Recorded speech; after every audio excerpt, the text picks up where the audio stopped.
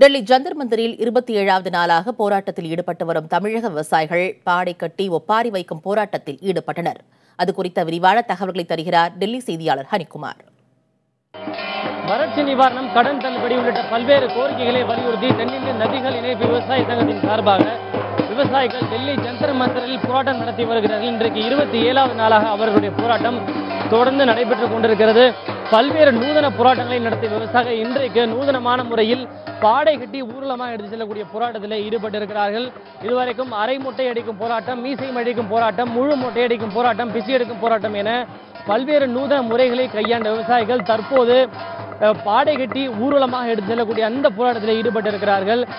குறிப்பாக இங்கே இருக்கக்கூடிய விவசாயி ஒருவர் இறந்தது போல் படுத்துக்கொண்டு இறந்த ஒருவருக்கு என்ன மாதிரியான இறுதி சடங்குகள் நடத்தப்படுமோ அது போன்ற இறுதி சடங்குகள் நடத்தப்பட்டு தற்போது அவர் பாடையின் மீது வைக்கப்பட்டு ஊர்வலமாக எடுத்து சென்று கொண்டிருக்கிறார்கள். விவசாயிகள் ஒப்பாரி வைப்பது, தாரை தப்பட்டைகள் அடிப்பது, சங்கு ஊதுவது, மணி அடிப்பது போன்ற இறந்தவருக்கு என்ன மாதிரியான சடங்குகள் செய்யப்படுமோ அது போன்ற விஷயங்களை தற்போது செய்து கொண்டு ஊர்வலமாக எடுத்து சென்று கொண்டிருக்கிறார்கள்.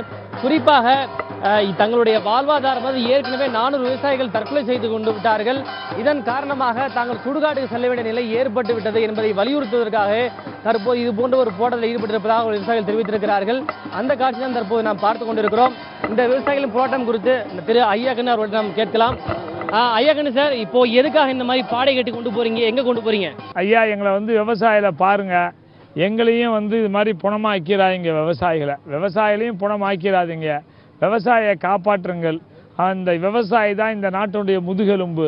இந்த நாட்டினுடைய முதுகெலும்பை தீண்டத்தகாதவர்களாகவும் அன்டச்சபிள் தீண்டத்தகாதவர்களும் தரந்தாழ்ந்த மக்களாகவும் பார்க்காமல் எங்களை காப்பாற்றுங்கள் என்று காண்பிப்பதாக போயிட்டு இருக்கோம். நன்றிங்க.